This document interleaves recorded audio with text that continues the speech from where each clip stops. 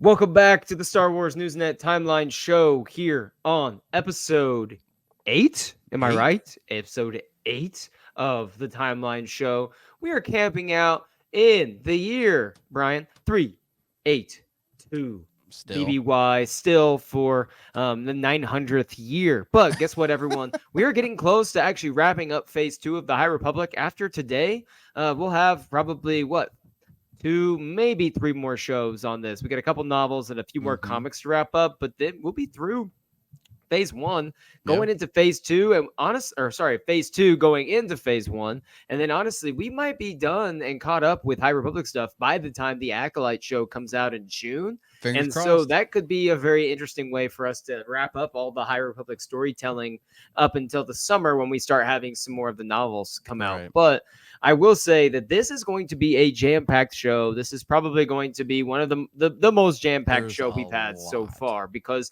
we are juggling basically 3 stories. We could have done 5 stories and included the Battle of Jedha stuff from the novels, but we're going to save those for when we do our novel discussion. But tonight is going to be everything else from the Battle of Jedha, which is basically the first pivotal giant conflict, galactic shaping conflict in the galaxy from the known timeline, outside of the Jedi Sith Civil War that we knew takes place thousands of years prior. But we don't really have any canon like storylines on that particular conflict. So this is like the first major conflict we have a lot of detail on. So we're going to cover the Battle of Jedha audiobook. Jedha. We're going to cover the Battle of Jedha audiobook. We're going to cover basically issues 5 through 10 of the High Republic from the Marvel comics. And then we're going to cover a couple of issues from the High Republic adventures. So it's going to be a lot of interweaving, and everything's going to kind of mesh together a little bit, but we're going to try to separate each one and kind of make sure we're telling one cohesive story, but also letting you know, hey, this is from the audiobook. These are the comics. So that way, if you want to go back and read these yourselves, you're like, okay, I know which characters to focus on for the comics. I know if I want to focus on these characters, I'll go to the audiobook, all of that kind of stuff. So, Mr. Brian, are you ready to dive into all of this? Let's get it over with. That way, I know how you feel about the Battle of Jedha. Jedha. I know how you feel about the Battle of Jedha, and so I actually really love the Battle of Jedha. Now that I took some time away from it, I did not read the Battle of Jedha or listen to the audio drama for the Battle of Jedha when it first came out. Partially because I was covering these comics. I knew we were going to be there for a while. I was reviewing like Cataclysm and like Path of Vengeance. So I knew I was getting all this Battle of Jedha, and I was like, I don't really want any more. And I kind of wish that I had just sucked it up and done it, because I think I would have appreciated it a lot more, because the Battle of Jedha was really stinking good. It was really fantastic. It was really good. It does the Battle of Jedha better than anything else in the Battle of Jedha that we have. So let's go ahead and kick it off. Flash that thumbnail on there for those of us joining on YouTube. I'm going to take a quick moment and just say, please like and subscribe to the channel. If you are watching here on YouTube, we come here every week, usually on Mondays. We had to miss last week, but we're here again. And then you catch us on Thursdays. But if you're listening on Apple or Spotify or whatever you get your podcasts, please leave us a little 5-star review. Make sure you subscribe and get ready to go on your audio content. But let's begin. The Battle of Jedha from George Mann. George Mann just cooks. I love George Mann. He just cooks. You just started reading Eye of Darkness this week. I did. So you're about to experience some more George Mann, cookage going on there.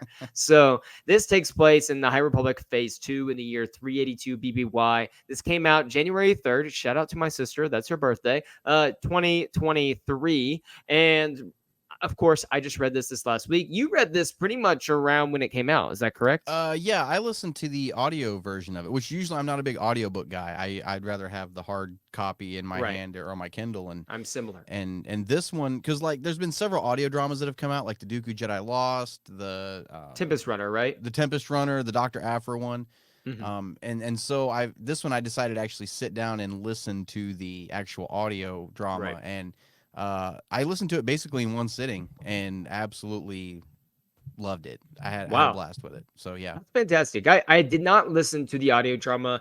I wanted to just go ahead and so I just bought the book and on my Kindle and just plowed through it there. I do want to Hmm. listen to the audio drama at some point just so I could get an idea of like what do they think Creighton sounds like? What do these characters Right. sound like in my head versus Oh, their Creighton heads? sounds awesome. He He does. sounds exactly the way you would think he would. Just like a bug, like Okay. this Weasley little bug with like chittering noises in the back. He sounds awesome. That's fantastic. So this follows mostly Creighton's son and Ada Forte, like the two of the main Jedi from this era. We're gonna get a lot more of them in Cataclysm than we did necessarily in Convergence, and then they are the main points of the audio drama. Also, who we've talked about on the show before, Shalandra Show. And if you remember Yeah. Shalandra, she has the shield on her back that she uses instead of a lightsaber. So if you recall, for the Quest of the Hidden City podcast is where we first were introduced to her. And there's Shalandra. Her Padawan Rupert is not in the Battle of Jedha. She's off doing her own thing, getting some meditation. Because when you fight giant zombie bats made of rocks, apparently that might rock your world a little bit. Oh, gosh, no pun intended. Need to I'm take a sorry. step back a little bit from that one. You Yeah. go meditate for a little bit. And so she's on Reevaluate Jedha. what you're doing. And she's there to meditate and kind of have a little vacation almost in a sense. But instead of a vacation, she gets thrust into a war zone. And so let me paint the picture, set the stage here.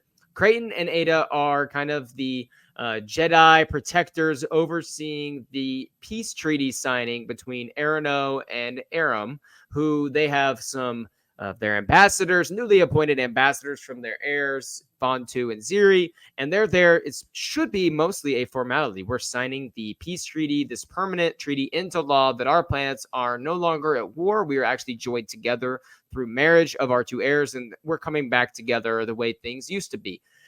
Of course, there are a lot of people in the galaxy that would like to see this war continue. None further than the path of the open hands, and they have their hands all in this conflict. And I want to say that this audio drama does a good job of letting you know that the path is there. I would have liked to see them expand a little bit more on how they were getting their hands in it. It kind of comes in towards the very end of the book. They kind of drop it in, which is fine. I would have liked to see it maybe a little bit more, but just know they have their hands all up in this and they're trying to stall these talks and in them whatsoever and get these sides back to fighting one another, which is going to help their cause and help what they're wanting to ultimately do. And so the Jedi are here. They're trying to protect them. They have the Guardians of the Wills that are also serving as kind of some security guards almost to help make sure everyone is safe. And you have the two ambassadors and then a mediator who is a Santeca, which I thought was interesting. Of course, in the High Republic, you have the Santecas and the Grafs are like the two big prospecting hyperspace lane families, and they're like super wealthy. And one of the Santecas is going to be basically the moderator, and that's basically setting everything up. Now, we talked about the convocation of the Force, and there's going to be thrown by the convocation this big parade and celebration, this festival to celebrate, like, I think they call it like the Union of the Force or something like that, where everyone's coming together to celebrate the Force and the various ways that the Force is practiced and appreciated. And so all of this is going on all at once. So it's a lot. And Creighton and Ada are both confident that everything will go well, but Creighton is a little bit more pessimistic and he is a little bit more, I guess he's kind of cynical is the way I would describe Creighton. Is a little more cynical, while Ada is kind of the one that bursting optimism and wanting everything to go okay. And of course, things do not go okay, as the path, we find out later, establishes some terrorism activities, and bombs are going off during peace negotiations, not once, but twice. And Morton Santeca is killed in the second explosion or the first explosion. And so a new mediator is going to have to be appointed. Now, when you were reading this, Brian, you obviously know that these things are not going to go well. Something's going to happen, of course, to do this. And the first, 40% of the book takes place before the battle even begins. So how did you like how they set up the tension growing until bombs are going off in the processions and the proceedings, and ultimately escalating the tension and, Right. and possibility of warfare breaking out again. Well, this one reminded me a lot of Light of the Jedi, which we'll talk about when we get to it. But Light of the Jedi had this countdown going to impact for the Great Disaster, and so this one Okay, yeah. kind of has the same kind of thing. It'll say, like that. I don't know what the script looked like that you read, Mhm. but on the audio drama, a narrator would come across once in a while, and it would say 36 hours, Mhm. until Like this 36 happens. hours until the battle begins or Yeah, whatever. yeah, Mhm. until yeah, and so and as you go, it keeps counting down more and more, and it builds that tension because something is coming. Because it gets down to there's like Right. 4 or 5 hours left, and it's like 2 hours, then 1 hour, and it's like, oh boy, here we go. And as you get closer and closer, you can see how all these other moving pieces are starting to affect each other, and Mhm. how big of a deal it's going to be when all of this, hits the fan all at once. And so, Right. yeah, it did a great job building the tension up to it, especially knowing that there's going to be this massive battle, Mhm. and as you're doing this countdown, I loved it. I thought it was very, very well done.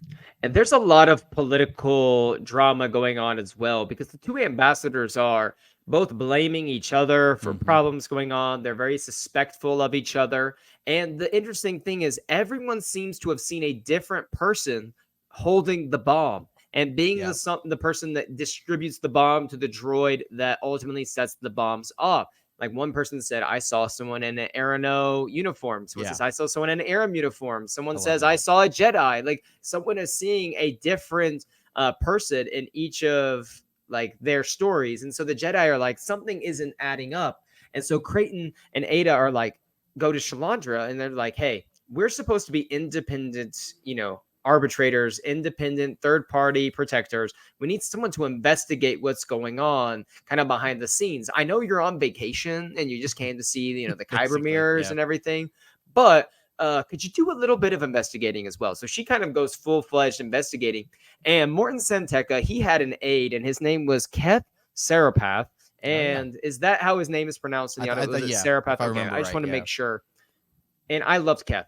He was kind of in some ways the heart of the story. He Mm-hmm. was like the Luke Skywalker without the Force. Yeah, He kind of. he Yeah, was very. Yeah. basically doing chores his whole life. He was working, in like the temple. He's like, taking out the trash. He's like the janitor Mm-hmm. basically. And all he wants is a little taste of adventure and to be able to tell a story of his own. And he goes to the Bar of Enlightenment every night with Kraydon, which we talked about in the High Republic, previous High Republic adventures, or sorry, High Republic novel Mm-hmm. comics. Good Lord.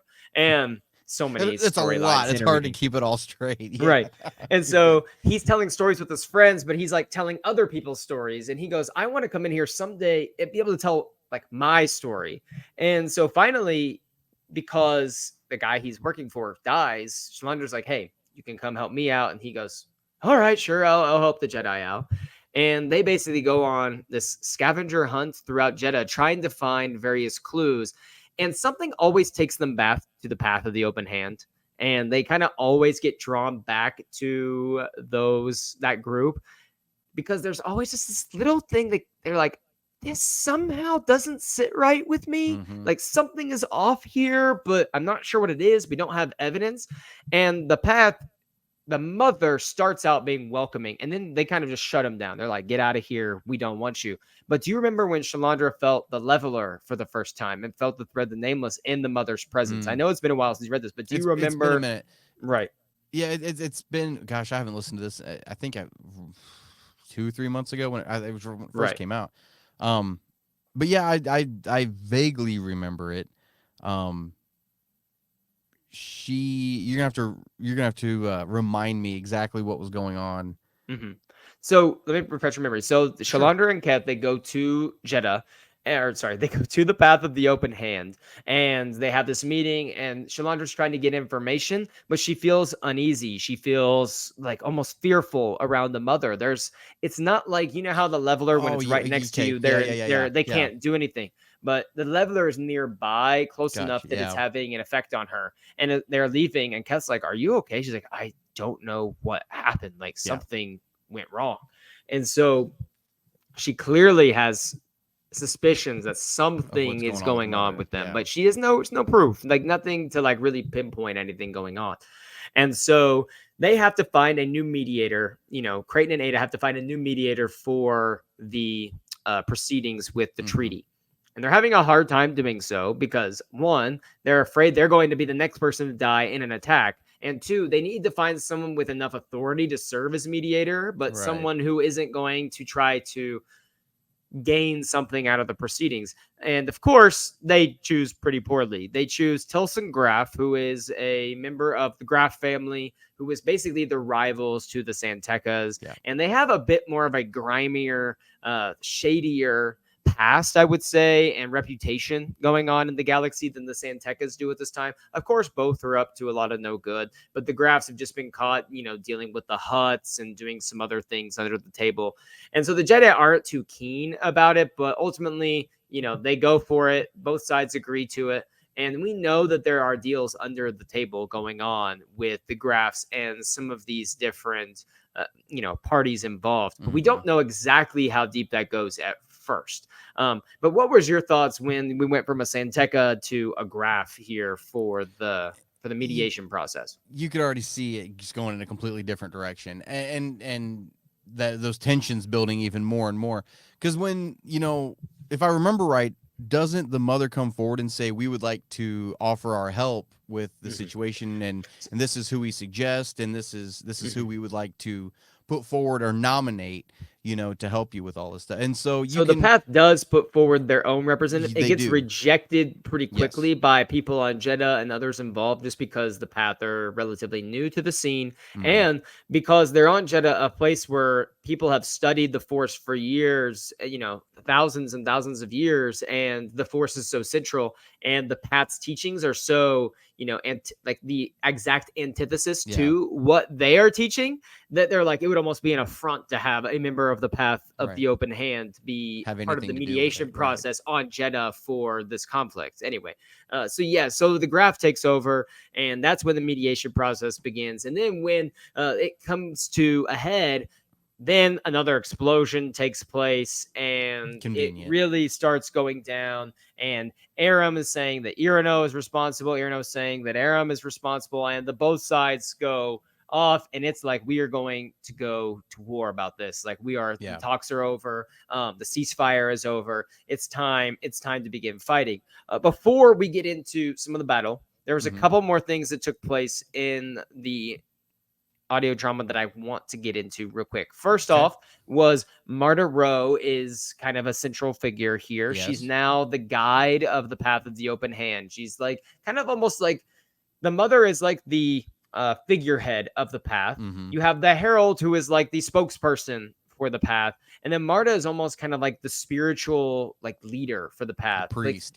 Like she's kind of like the priest, the spiritual guider, spiritual guidance, spiritual leader, especially for like the children as well as like the young adults. And so she's in charge of the littles, as they call. And one of the littles lets out these dangerous creatures, and then Marta and the path have to like rally those like together to go stop those creatures from attacking. So they're like temporarily kind of like heroes to the people in the area, because like, oh, they're the ones that stopped those creatures, even though they kind of let them out in the first place. And so Marta is so anti-Jedi at this point that it's pretty astounding how far she went from, when we saw her in Path of Deceit, to having a quick love affair with Kevmo, to now, after everything that happened with Kevmo, she is so anti-Jedi that even a little talking to a Jedi, it caught her immediately starts snapping at the child to get back over here. Do not talk to them. Like, we do not associate with them.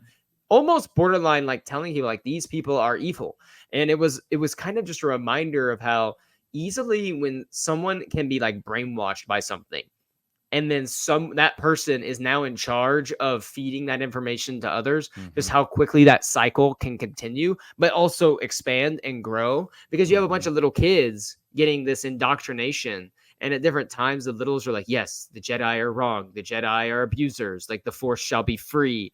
And there came a point where I was like, oh my gosh, this is almost too real, because you kind of see stuff going on in the world now where people, don't know what news to believe, or they start, not verifying things, and then it's like, oh my gosh, like this is a little bit too real, because now it's like, oh, I could see some of the parallels in real life. What do you Yeah. think about Marta just kind of becoming the guide for the path? She's so jaded, and yeah, with her relationship with the mother though, she can kind of see through her a little bit more since she's that much closer to her now. Right. She can kind of see through the mother a little bit, which eventually we will too as we move on, Right. as the layers get peeled back. But yeah, no, it's Marta. I think out of everybody, she is one of the most. There's several Jedi characters that are throughout this entire phase, and there's different characters, but Marta seems to be the connecting thread through everything. Um, Right. and Yana. And so her character development, like you said, from when she first met Kevmo and she was kind of bright and Hmm. and hopeful and was kind A of little naive. willing to listen. Yeah, naive and kind of listen, willing to listen to Kevmo's point of view a little bit, like we've talked about before. It was basically they agreed to disagree kind of thing, and still had respect for each other Right. and each other's points of view. To now, we're only halfway through phase 2, and she's already at this point where she wants nothing to do with the Jedi. It's Hmm. almost she's kind of an extremist at this point, Oh, not to the 100%. not in the same direction as the mother and the Herald and all that, Hmm. but she's kind of seeing her own like point of view with it and going extreme that way. Right. It's extreme in the sense of like even acknowledging the other side's presence is like an affront Yes. to what we believe in, and we can't even associate with Right. anyone like that. That's it. That's the extreme that it's gotten to. And then another thought I thought was interesting was the Kyber mirrors, like the those caverns that they go into. Apparently, so for those of you listening to this, this is very interesting.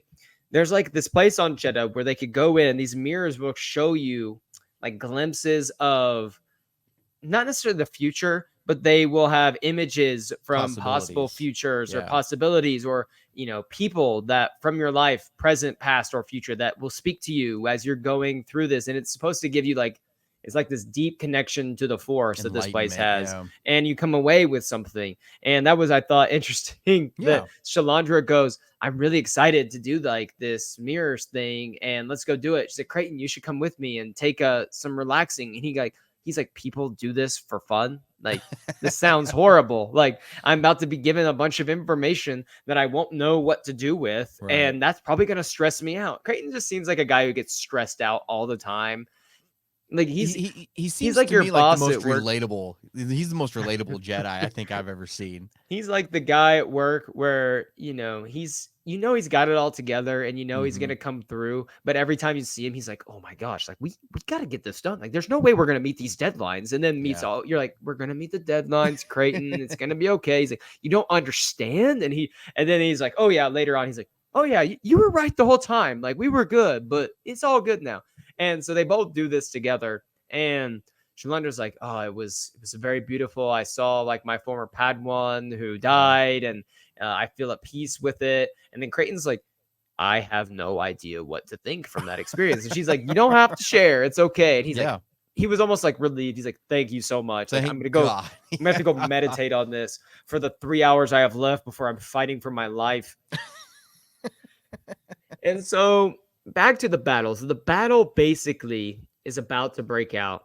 And there's basically two starts to the battle. There's two Hmm. places where the battle begins. Let's start with the Battle of Jeddah part, and it's Okay. the Aram and Irano side, where Yes. the two forces are going head to head after the talks break down. There was another terrorist attack, and we find out that one of the ambassadors really didn't want peace ever. And Right. they're like, screw the heirs, screw everything, like, death to them. I want to make people pay. She's on a Yeah. route for vengeance. She just wants revenge. And it looks like she's going to have her chance to get it, as they have the Aram side. Correct me if I'm wrong, but the Aram side is the one that Tilson Graff made a deal with in order to I think so. That yes. sounds right. And so Tilson Graff made a deal with the Arab side, like, I will supply you with hundreds of Yeah. enforcer droids Yeah.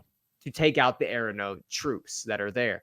And so basically, Aram starts launching troops into the streets of Jeddah, and Arano starts launching their troops in. And so you have a mix of Aram troops plus enforcer droids, which Yeah. basically enforcer droids just They're not the same as like super battle droids, but just think of basically like you have battle droids at this time, like Right. kind of very similar. And so you have these enforcer droids going, and plus Aram troops going against Aram, Aerano troops. And the Jedi are like, we have to stop both of these sides from attacking each other because we can't allow the Holy City to become a complete and utter war zone.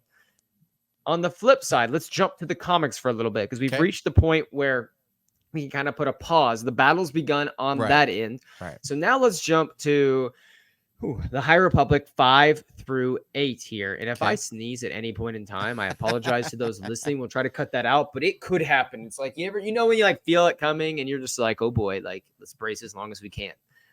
So the High Republic issues 5 through 10 here. Kevin Scott, of course, is writing this series for Marvel as he has all the main High Republic comic runs. This comes from Phase 2, year 382 BBY still. February 2023 to May 2023, these comics came out. And the one side is the Aram and Arano side. And if you recall, when we left off last time with the comics, it took place with the Herald, and they were at the convocation of the Force, and they basically rejected the path of the open hand. And so the Herald says, well, I'm going to take to the streets. And he starts riling up the people. He starts getting them fired up like the convocation is lying to you. They just rejected me. They're telling you these attacks aren't terrorist attacks, but these are bombs going off. Like these aren't accidents. And they're starting to get fired up. All of this to say as well that Yana Ro has the leveler nearby to start affecting the force users that are in the area. And so one of the sorcerers of tunes comes out and he's trying to stop the Herald from, firing up the people. The Jedi are out there and they can all sense something is wrong.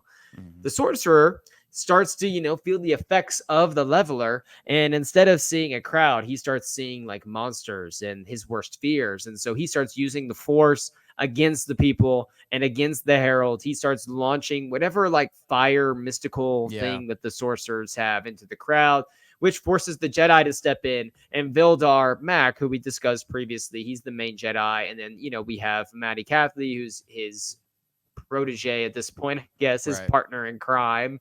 And the two of them are trying to stop this conflict from breaking out further. But unfortunately, it escalates beyond anything they can control because the leveler just has such a strong effect on force users, and the people no longer trust the convocation. And the Herald just riles them up into this frenzy, and a riot breaks out. Mm-hmm. And because there are so many people gathered for this festival of the Force, there's tens of thousands of people gathered in Jeddah at this point. And now you have all of these people breaking out into riots in the streets, just attacking each other. Different groups are going to war essentially with each other. They're trying to just destroy everything, a typical riot. And so you have the citizens of Jeddah rioting while the troops from Aram and Irano are literally fighting a war in their streets. So you have, and they do not care about civilian life whatsoever. And so you have these troops that are like, we're going to waylay to anyone in front of us. And then you have the people that are just rioting against all of these force users. And you have just a handful of Jedi, like 5 or 6 Jedi here on this planet trying to keep the peace. And then other force groups are trying as well. And the Guardians of the Wills and Jedi kind of team up to do most of the heavy lifting. But it was very interesting that you had these two groups of very different reasons fighting each other, going at it. And I know you just recently refreshed on these comics. So from the very beginning with the Battle of Jedha started and you saw like the leveler doing all of that, which side, if you had to pick which side, like the audiobook side or the comic side, which one did you gravitate more to? Like, I'm more interested in this arc, or which one was like, this is the arc I want to follow most? Honestly, it was more the Marvel comics, the ones we're on right now. Because there's also a couple of High Republic Adventures comics that we're going to talk about here in a minute or two. That were happening at the same time. But yeah, like I said, I haven't really been big on audiobooks, but I enjoyed the audiobook quite a bit. But for some reason, Vildar Mac, I love him as a character, and everything that was going on that side of everything, it pulled my attention a lot more. Especially with his backstory, and with his history with the sorcerers, the one that came to his planet when he was a kid, and killed everybody, and that whole backstory. I really the whole PTSD thing. I really like him a lot. And And I can't think of her name right now. I just read it too. Master Olivia, Liban. Master Liban. Yeah, I love Master Liban. The Yes. White Tiger. Yes. I love Master Liban. So anywhere where she's at, I'm even though we'll talk Hmm. about here in a minute what happens with her, I still really, See, really enjoy I'm that glad comic that run. you like the Marvel side more, the comic Yeah. side more, because I like the other side way more. I like the Yeah. Aram Arano stuff way more. I just am so invested in that conflict, and I love Yeah. everything to do with it because of like the ties into Convergence and Cataclysm. I wasn't as huge a fan of the Phase 2 Marvel comics, but so it's nice. We both have our different things that we Yeah. like the most. It'll make it even more fun to talk about. Now, while all of that is going on, we have the High Republic Adventures comics going on. Like they have two of those issues that are also in the Battle of Jedha era. So issues 5 and 6 from High Republic Adventures. But see, here's the thing. All of those other things were coming out in like January of 2023, All at the February. same time. Yeah. Yeah. So now High Republic Adventures Battle of Jedha comes out May of 2023, June of 2023. And so you could see how I might have gotten a little fatigued from all of this Battle of Jedha stuff as I'm reviewing these comics or different things and having to read all of this. And it's like I have had 6 months of the Battle of Jedha. Yeah. And I'm like, there's only so much that you can take from the Battle of Jedha before you're like, okay, I get it. Like, it's great. It's kind of like the fall of Starlight Beacon right now in Phase 3. They're doing so much Yeah. around the fall of Starlight Beacon. And I Yeah. haven't gotten to the point yet because they just are mentioning it. But it's like, imagine if Midnight Horizon, like the last half of Midnight Horizon was going on, or sorry, no, Midnight Horizon, the Fallen Star, not Midnight Horizon. Okay. Like, Gotcha. imagine if I was like gonna the say, Fallen Star. I was not a fan of Midnight Horizon. That's why I was like, Oh my gosh, God. we're gonna clash so much on that. I know. Like I you know. love the Fallen Star. I'm not a fan. loved I it. love Yeah. Midnight Horizon. You're not a fan. That's Yeah. gonna be a fun. Those are gonna be fun book That'd be a talks fun there. one. Yeah. All that to say that imagine if like the Fallen Star, we heard that story like 300 times in Yeah. 6 months. Like it might not hit quite so much, and that's kind of what Battle of Jeddah felt like for me. That's how when we get to Black Spire and Batu and all the Galaxy's Edge stuff, when we finally get to that point, I'm gonna be the exact same way because I was so fed up with it. By the 100%. time we got through it, it was just like, thank I'm God, I reading- get it. You have a park, I get it. I'm reading the Thrawn like alliances book or whatever with him and Vader right now, and they're at Batu for a little while or over there, and I'm just like, man, that came out the same time, and as soon as I started reading it, and they were going to Black Spire, I was like, son of a, I was like, they want so much content for this park. It's like you were walking in the streets of Thrawn and Vader, as well as where Leia went once after her honeymoon. Like it's just so much. Back to the High Republic Adventures. Anyway, we're with Sav Morgan and the crew. They basically are trying to rescue Maz Kanata from the Dank Grax, who are a group of basically rejected Force users that we talked about on the High Republic Adventures episode. Again, go refresh yourself if you need to. And Sav's basically trying to infiltrate the Dank Grax in order to rescue Maz and find out where she is, while the rest of Maz's team is following Sav's message to get to Jeddah because that's where they're going. And so Sav's team enters into a war zone, and then Sav is on the ground in the war zone. And really, like, all crap kind of breaks loose immediately, and it kind of goes, the heck, because they're like, what is going on? And I will say that while these two issues were quick, and I didn't love them necessarily, they were fine, they had the best visuals of the Battle of everything Jedha. going on. Yeah. Like they had sections where you could see like the fleets from Aram and Irano and the troopers laid out. They had Shalandra Show in comic form, like with her shield there. Because they had a whole layout in the middle of I think the 5th issue, right when the battle took. It was this whole. It was basically this whole spread, both pages explaining the battle, like who all the sides were. This fleet, how many this side had, how many this side had. The Jedi are just trying to stop all of it. Like all of it was right there, and it was a really nice big infographic, really. And then they had like the path of the open hand stuff, and then you have Sav. This was great. So they get into a bit of a conflict with Sav, and these people get into a bit of a conflict while they're looking for. He's trying to figure out where Maz is, and he gets into a bit of a conflict with the path of the open hand. And he had like a little line as they were basically attacking some of the path people were getting into it. And he's just like, is the force free enough for you losers? The question mark as he like force pushes them into a crowd. And I'm like, this is why the Path hate the Jedi so much, because they're like, not Can't only are you imagine why. like, not are you only like abusing, they think you're abusing the Force every time you use it, but now you're like using it against us directly too. So you're not only hurting someone somewhere else, you're hurting us directly right now. No wonder they absolutely hate the Jedi. As he's like, is the Force free enough for you losers? Like, which honestly is just such a great, like, she's like a Padawan, and so she's just doing things, and she's trying to play pirate right now, and Right. it's pretty great. And so they're basically looking for Maz, and eventually Sav's like, all right, take me to Maz. Like, I played you, haha. Like, Yeah. I got this. And one thing was very interesting is the person he's with pretends like, I forget her name. Do you remember what the name is of? The one The- girl that was distracting her. I Yes. can't think of her name off the top of my head. And so she basically plays along like Sav was like got her the whole time. And then we find Right. out that she actually never believed Sav and was double crossing him. And so there's just a lot of double crossing going on through this whole issue. And Sav ends up getting caught like up on like an Aram ship. And it gets kind of like convoluted at that point. But the main stuff on Jeddah happens with the other team, with like Dexter Mhm. Jetster, and Alec and all of those And, people. yeah. And so Roth, Scissor who is, Punch. oh my gosh, can we talk about Therm I Scissor Punch love for a Scissor minute? Punch. I So love Scissor Punch. there's this guy who's basically a giant like lobster Krabs, crab like guy. Mr. Krabs. Yeah. He's like Mr. Krabs. Money. And he's like terrified. And apparently, I made up all these stories about him being this fierce warrior pirate person. And he like Yeah. made all these stories up. And they're like, you made those up? Like, how? And he goes, I just am kind of a coward. And then they, like, the little prospector guy from The size Immortan's of a like potato. thing comes out there. He's like trying to hype him up. And then Scissor Punch just goes wild. And he just starts waylaying rioters in the street and soldiers with his claws. And like Yeah.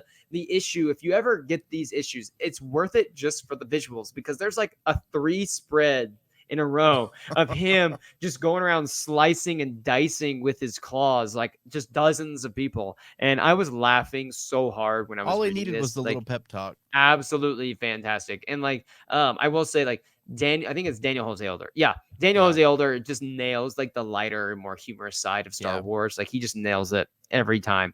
But here's the thing: is like this other group of people that they're fighting, they have enforcer droids from the Graphs too here. And I'm wondering how many enforcer droids were the Graphs able to donate that they So many. got from like the Path of the Open Hand. Yeah. Like, how many enforcer droids are there? Because like Aram has a ton.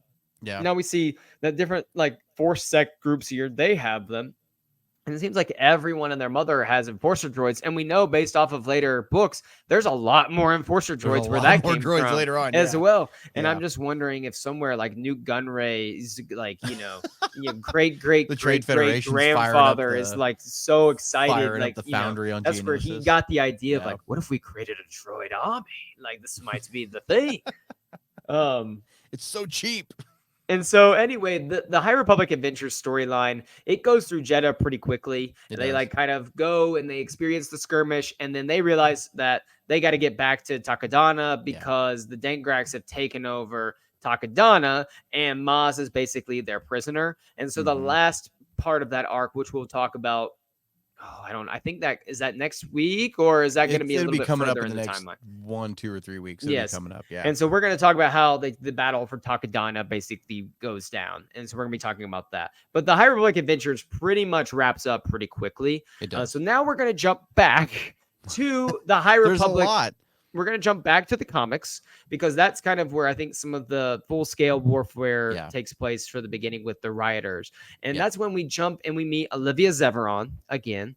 And she has a very stark reaction when she looks into the crowd and sees the mother for the first time. When I was reading the comic, I kind of didn't gloss over it like it was nothing, but we didn't have any basis to go off of. So I was kind of like, And she has this little vision from her past, it seems. And then she looks very frightened at the side of the mother, who has a smug expression on her face. So right away, we know somehow these two have some beef, or they are connected in some way. Obviously, I'm not going to spoil, what that connection is. We'll get there in the next couple weeks. Yeah. But when you read those comics, did you have an initial, did you even process that with everything going on in the comic? because I read these comics. The first time I read the comics was before I finished phase 2. And so it was one of those things where like I just honestly kind of glazed over it a little bit because I wasn't actually sure what exactly it was or which one of them that was in the in this like flashback kind of thing that this Right. vision. And so I didn't know if it was Olivia or I didn't know if it was the mother. I didn't know what was kind of Right. it was just there and gone. Like they don't even really address it at all. Because they're very And similar in appearance, and yeah, so it flashed very back to like close. a like a child, basically like a little Yeah, baby, and so it's like, oh, I don't she's like know, like floating who. blocks or something with the force, Yes, if I remember right. right, Um, but and yeah, no, that so that does play in much later. But it it was does kind of play in a nice lot. to get when I was rereading him tonight. When I saw that, I was like, oh hey, I guess Right. that's what that was now. So now Yes. yeah, So it's curious as well because that brief flashback, when I read it the first time, I thought, oh, maybe that flashback is a source of Olivia's great fear. And this is right. somehow the leveler, like one of the nameless that's there, the leveler playing a role in how she's feeling. And, later we learn out that's not necessarily the case, but it's interesting how they threw that little nugget in there right then before you even read Path of Vengeance when you kind of get most of the storyline fleshed out. Yeah. Now, Vildar and Maddie are trying to protect the people and save some of the, innocent Yes. civilians getting caught up in this conflict. Olivia gets taken out to the protector statue, like the Jedi that you see in Rogue One. That's the Jedi statue that's fallen. Lebon calls her out there. Yes, Yeah. Master Liban calls her out there, and so she runs out there, wondering why is it important for us to go to the statue? Like, what is the big deal? And so she leaves Vildar and Maddie, who are taking care of the riders. Now, let's go back to Olivia. Let's stay with Olivia and Liban's Sure. arc for a minute, because I think you're gonna like this one. Yes. You said you like this one more, and Yeah. I think it's the more interesting of the two comic arcs. Mm-hmm. So, please tell me, what was your reaction when you found out after these rioters and part of the path of the open hand too, like they break the statue, they pull the They statue pull it down, down. Yeah. they explosions and they tear it down, and that's how it ends up being fallen that you see in Rogue One. But what was your reaction when Master Liban is like, we cannot let them take down the statue? Because there is like a hidden temple of sorts in A vault. the statue, a vault of forbidden force artifacts, Yeah. some that Yeah. have been stored in there for generations. And we get a little taste of some of those later. But what was your thoughts when you're like, oh my gosh, like there's a vault? I wasn't shocked. Like Right. we were talking before we started recording, the Jedi have their secrets. They've had their secrets for generations. I keep saying it, like with Order 66 when the fall of the Jedi had it coming. They really did. Like they had. I mean, it didn't surprise me at all. But I was really happy that they actually put a backstory to that giant statue from Rogue One. I was really happy that there was actually something there and explained what that used to be and what it was and why it was important, why it was on the ground, and so it didn't shock me at all to find out that this thing was underneath the statue. It really didn't, especially Olivia's like, all right, what is going on? Are you right. serious? And it's really interesting. Like you said, the Jedi cover stuff up all the time. They built their temple over an old Sith shrine on Coruscant, and just didn't tell anybody. They're just like, oh, that's in the basement. So yeah, it didn't shock me. It's the 21 and up. It's like the NC-17. Like, you need parental guidance. Parental guidance advised. Like, and so, and oh my gosh, when we get to the live stream, for those of you curious, we're recording this on a Thursday night, and so the Star Wars Newsnet live stream takes place in about 55 minutes. Yeah, and so I cannot wait to dive into some of that on the show about the Jedi covering things. So I'm telling you right now, I have a rant for the ages that is going to be all over the place, but I am so passionate about some of these people on Star Wars fandom that are just losing their minds. And it's causing me to lose my mind and lose track of what this show is all about, which is the Battle of Jedha. So there's this secret vault full of all of these like forbidden force artifacts. Master Liban and Olivia are basically trying to prevent the path from taking over this vault because Master Liban's like, they cannot get their hands on some of these things. Olivia gets stabbed in the back with a lightsaber, which, can we please ask, like, Disney to stop giving us the lightsaber stabs in I the know. back and people living. And Like, surviving it, yeah. I mean, it's kind of comical at this point. Like, I am okay with it in the comics a little bit more because it's just the comics. Like, Right. a lot of crazy stuff happens in the comics. Like, they're Right. comic books. But the fact that it happens there, Reva gets stabbed twice and lives. Yeah. What's up with that? Oh my Sabine God. gets stabbed in Sabine. the gut Yeah. and lives. Like, can we not let Qui-Gon Qui-Gon's look in the more and ether of the more Force, just be like a like, loser? Like, he kind of, it makes me think that when Qui-Gon was, lying there and Obi-Wan was like, Master, don't worry, like, we can save you. Remember, like, he's it's like, don't easy worry for us. about And Qui-Gon's like, it. I spent 10 minutes around that kid. He's all yours. I gotta But go. like, I gotta get out of here. Like, time for me to float around as a little spirit for a while. Okay. Yeah. I got mystical stuff to do. The Grand And Inquisitor got stabbed through his chest. He the Grand survived. Inquisitor Like, got stabbed. yeah. I'm like, geez. Can we please stop? Like, someone petition Disney. Can we please like have some sort of sanctity of the stabbing through the stomach Yeah. rule? I mean, at some point someone's gonna get their head chopped off and someone's gonna walk over, pick up the head and like Put it on sew like a it back spider on, body. and it's It's gonna gonna be look like that perfectly baby fine. doll from Toy Story just walking around on spider legs. And And it's gonna be just fine. Like, yeah. like Darth Maul had his legs. They're gonna basically just take the head and put it on Darth Maul's. Was that what you're saying? Like, yeah. Yeah. They're Yeah. gonna be Maul with his dope giant, and like deadly legs. Yeah. giant legs too. Right. And so she gets stabbed. She does live.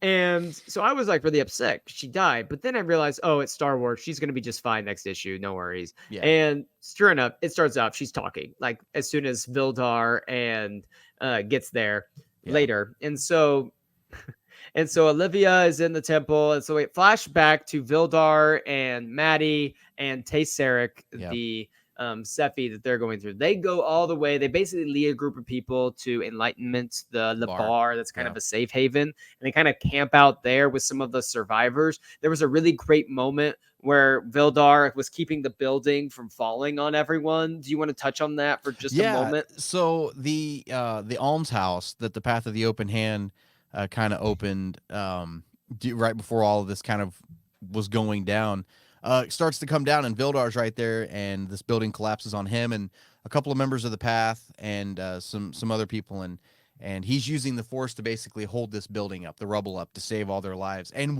even while he's under there straining, using the Force to hold this up, the Path of the Open Hand members are just like, we don't want you using the Force. He's like, well, it's kind of saving your butt right now. And he's just like, it doesn't make it okay. And he's just berating him for using the Force, even though he's saving their lives. And then you have another guy next to him who's like, please keep using the Force. Yeah, like, please don't please stop. keep doing it. Please You could just do keep it. doing Like, what you you- could do yeah. it. And then I remember, well, there was one section of rock that like fell too, like at one point, and like one of the Path members goes, okay, maybe you could keep holding it for a little while. Like, Yeah, that's right. he's like starting to backtrack.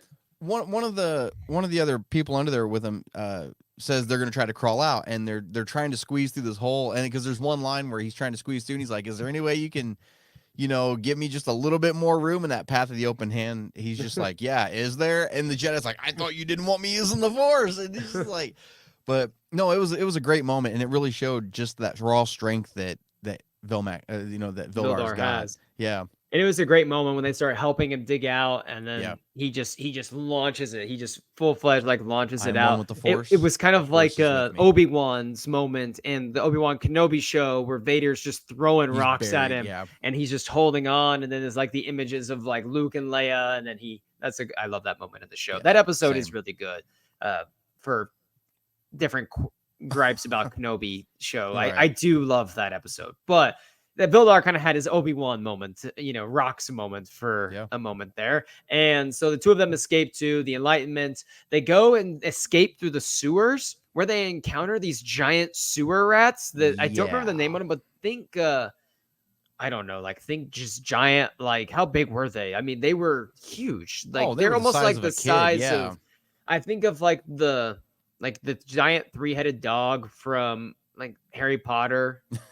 What was his name? Fluffy. And so the Cerberus, and so he's in there. Like, imagine like a dog that big, but each one was like rats. Like, that's how big those things were. And they end up, scaring them off and making their way out. But that's when Vildar got a call from Olivia, like, we need you at the statue of the Protector. And that's when they discover her body has been stabbed through the side. And so they go into the vault to try to save Master Liban. And that's when we find out that Master Liban has met a very sad ending, Brian, as I know you are a big Master Liban fan, but the Leveler, the Nameless, will not be denied. They have united the Rod of Seasons with the Rod of Harvest, Daybreak. I think, or Daybreak. Harvest. The Rod of Harvest. They're harvesting, all right. Yeah. Oh my gosh. So the Rod of Daybreak, the Rod of Seasons are united together, and it can fully control the Leveler now. There is no like push and tug and pull, and so they just immediately go after Liban, and she bites the dust very quickly because so far we haven't really seen anyone able to stand up to the Leveler at this point in the timeline. I'm going to stop having favorite Jedi because every single time I get a favorite Jedi, they last 4 pages and then they're husked. Husked. I'm just gonna stop having favorite Jedi. And then they're dead. It's so sad. And just kidding. And gotcha. They're like, here's the Jedi. Love them. You're going to love them. Until for a little while. For a minute. They're gone. That's right. And so Vildar and Tay just kind of, they go nuts for a while. And that's when can you put that one comic, I think it's number 9 up there. Yeah, with Tay on it? Yes. Yeah. That's when we're introduced to the hand wild. of Siberius. You want to talk about that one for a minute? This thing is awesome. I don't know exactly what it is. It's one of the dark side artifacts that is in this vault, along with the rod that the path is after.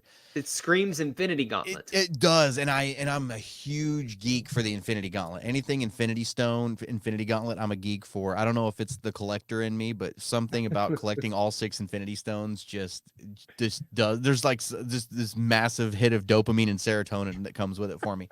And so, like, yeah, when I saw this thing, it was just absolutely awesome. And Tay, who isn't even a Force user, well, I mean, he's a Guardian, but he's not, full on Force use like the Jedi, puts this thing on and just becomes this, like, how would you describe it? It's just this, like, overly powered up.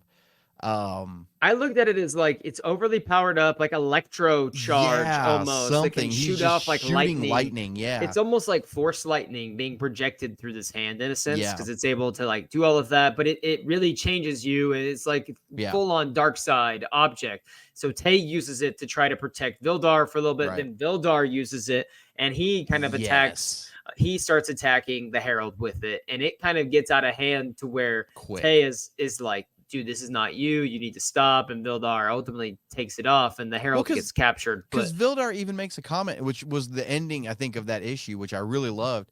He's using this gauntlet, and he keeps telling himself, I'm one with the Force is with me. I'm one with the Force is with me. And on the last frame, it's him using this lightning against the Herald, who has both of these Jedi's lightsabers. He has Olivia's lightsaber and Liban's lightsaber. Right. Basically doing the Rey thing, holding the lightsabers in an X in front of him, and he's shooting this lightning at him.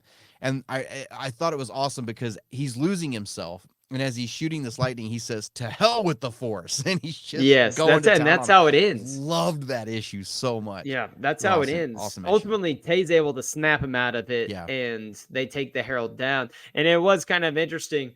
The last line, they're like so fed up with the Herald at this point of there was the great line where he's like, well, what are you supposed to do now, Jedi? Are you going to kill me? And then Vildar just looks at him. He's like, you're supposed to shut the hell up. Like, and then they're like, take it away. That's the line. It's like, it literally just says, you're supposed to shut the hell up. Like, go away. Like, we're done with you. Yeah.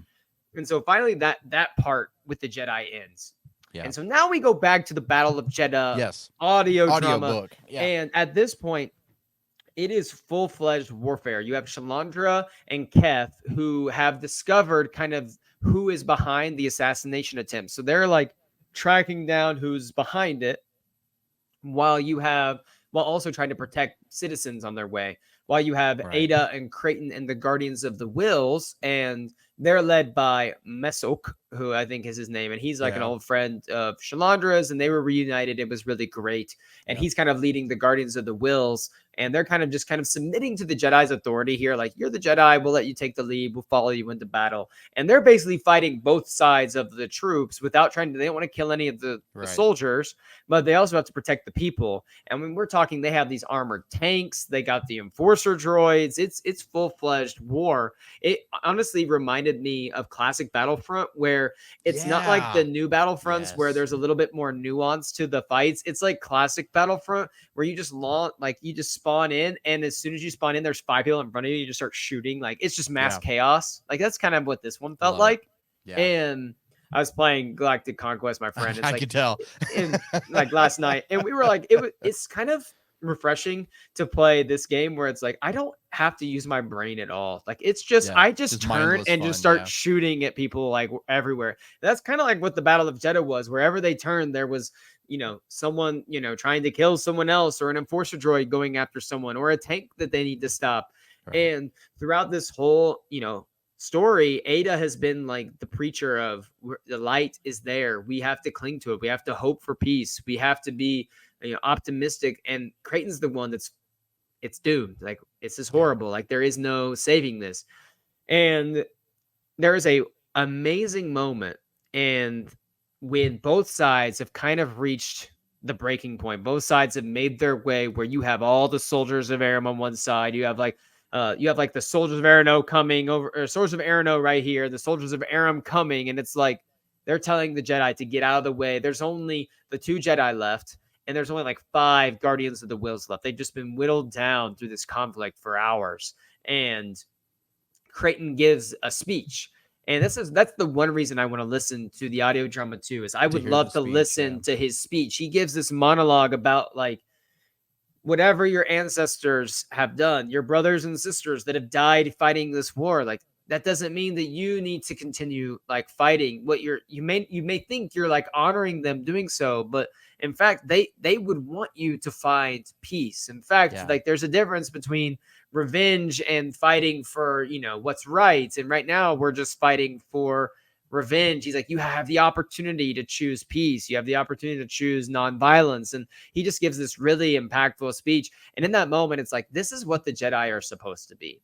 Like this is the like definition of Jedi peacekeeper. Like we are here to protect, we are here to be the shield, we are here to help those who cannot help themselves, and hope and fight for a better day and better future.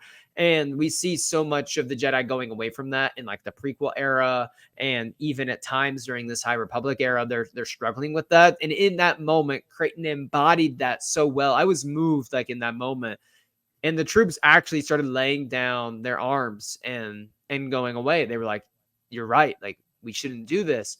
And Ada's like, she's like, wow, nice TED talk, like that was good. Like yeah, that was good. And Creighton felt so ashamed though of how the Jedi failed to maintain the peace, but Ada was like, but look on at this bright side, like you were able to stop the violence from spreading. Like they did learn in the end that we shouldn't be doing this. What did you think of that like monologue that he gives? We don't have a lot of like big monologues like that in Star Wars, right? So I really loved it. Yeah, no, the speech was great in the audio drama. It was, especially with the music kind of building up behind it and everything. I bet it was really good. Yeah. And kind of came out, because he gets to a point where he's just fed up with everything going on. And so he stands up and says, hey guys, stop for a second. Like just everybody. And just, he lays that monologue out, and it's a great monologue. It's a great speech, and yeah, it was kind of that pivotal moment in the battle where everything started to de-escalate a little bit, and that was kind of the catalyst behind it. And it was to the point too where if they had continued going the way they were, that they were not enough Jedi, and the Republic reinforcements to stop anything. They were like, the Republic reinforcements are close, but not quite there yet. And they're like, we have to stop this now. And what I found was interesting, I would also love like if they did like the audio like drama again or something, but they did like some sort of like anime or comic or like animation behind it, and to go with it. That would be like really cool. That almost to have like a shortened version, obviously, of it, but like some sort of visual, because the battle, it's visually like when you read the comics and when you read the audio drama or listen to it visually, it would be a really, really fun like live action or like animation project, just with everything going on. It would be really spectacular.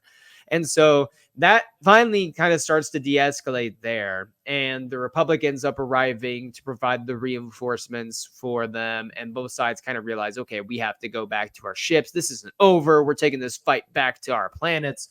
And Shalandra and Keth have been working together for a while now, and they finally discovered that the brothers, they're called the Brotherhood of the Ninth Door. They're a Force sect that's a part of the place on Jedha, and they're able to sort of not shapeshift, but they're able to use the Force to manipulate how What people. somebody's perception of them. Yes, was someone's Right. perception of this.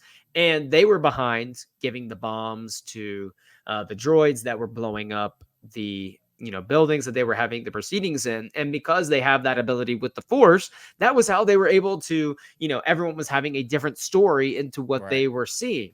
And then we find out that Tilson Graff was the one who was supplying them, had hired them to do this, he was hired by the Path of the Open Hand. And so we find how all this is interconnected. But Shalandra finally discovers this, and she's going after those responsible.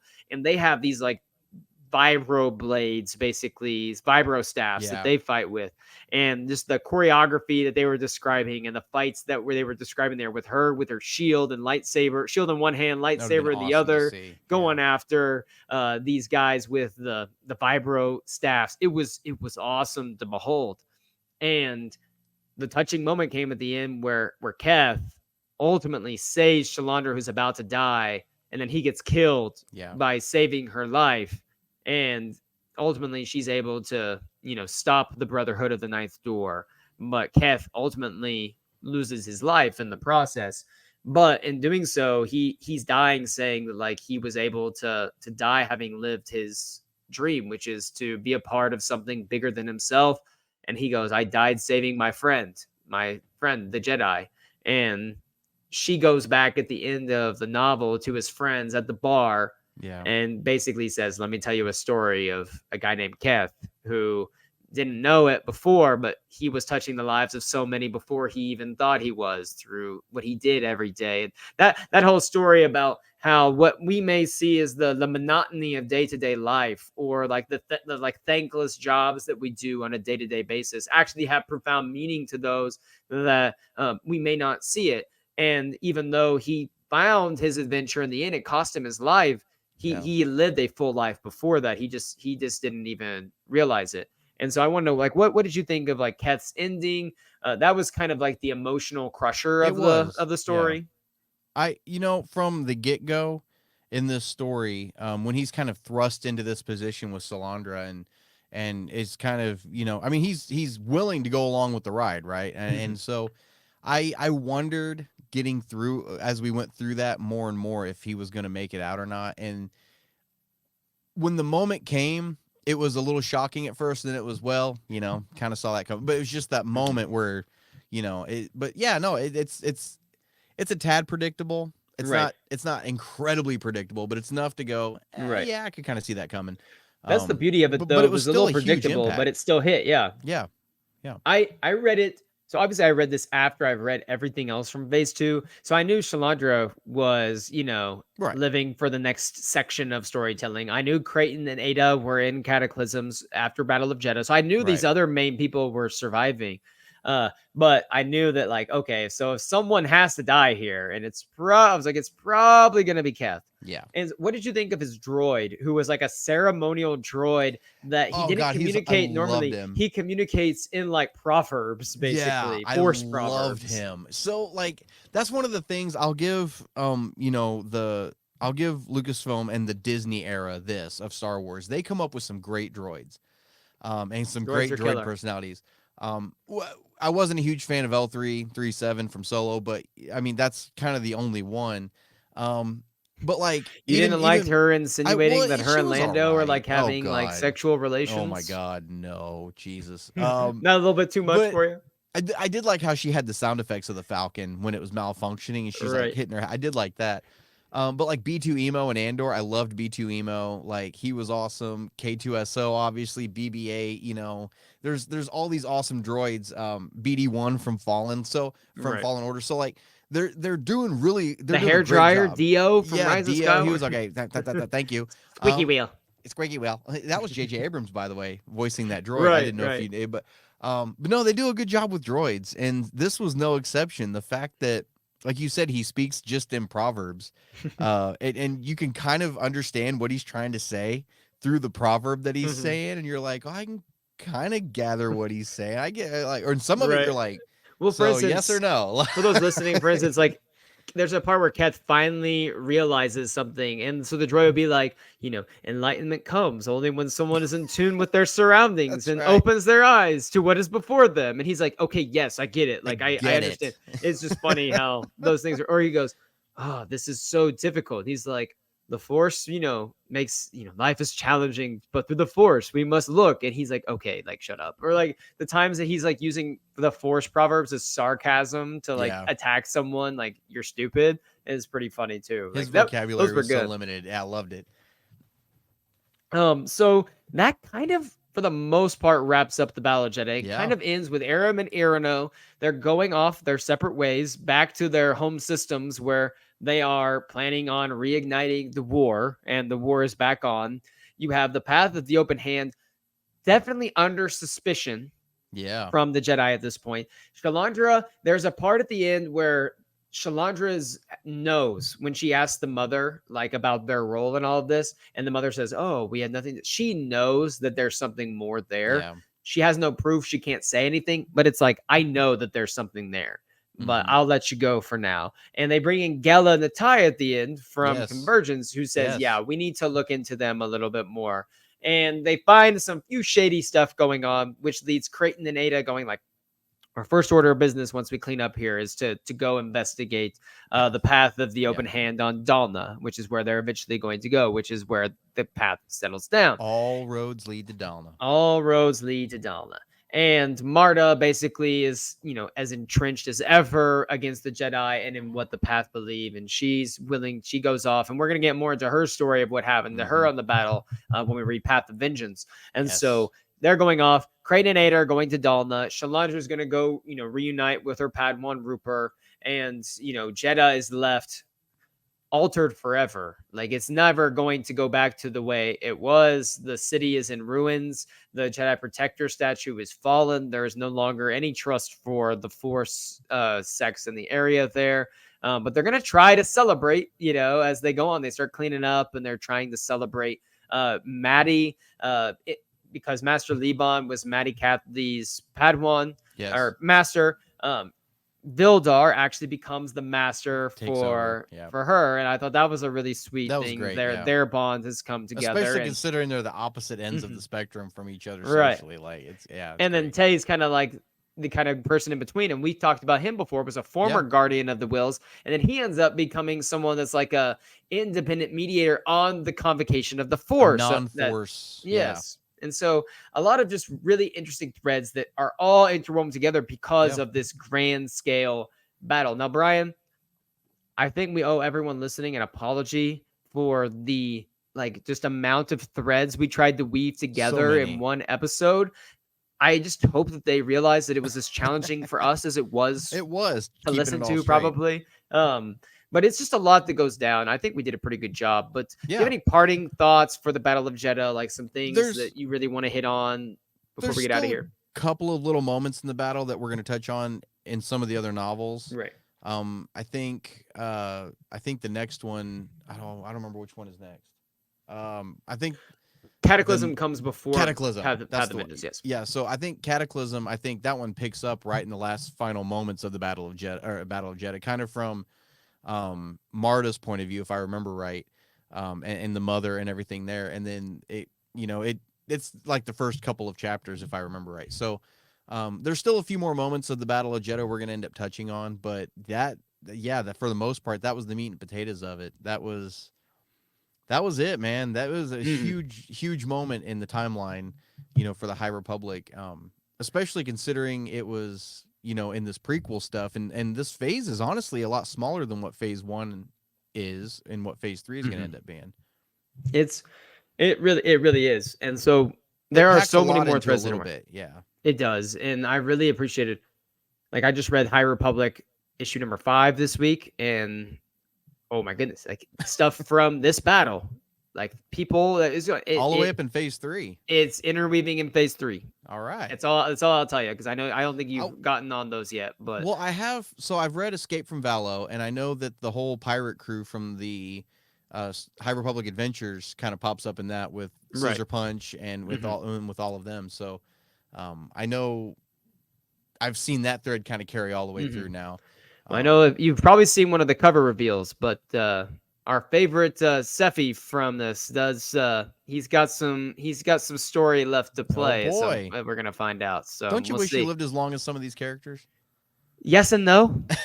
Like yes and no. I feel like I've lived 26 years, almost 27, and I'm like, what does 297 look like? Yeah. How did Yoda hang on for 900 years? God. Like, Yeah, what no was he? What kidding. was he thinking? How do Hutts live to be like 1,000 years old? Like, they eat little, things that are alive as they shove Weird them down their frogs and gullets. yeah. Like, what is going on here? Now we've completely lost our way. Yeah, we So, did. the timeline show. Next week we're gonna be talking about Cataclysm, I believe, or are we gonna I be think doing so. High Republic Adventures, We might closing do out High both Republic because there's Adventures. only 2 issues left of High Republic Adventures for that particular run. So we might just go ahead and finish that off and then go right And then into go right into Cataclysm. Cataclysm. Yeah, Works. I don't see doing a whole episode on just Mhm. 2 comic issues. No, please, no. There's So there's not enough.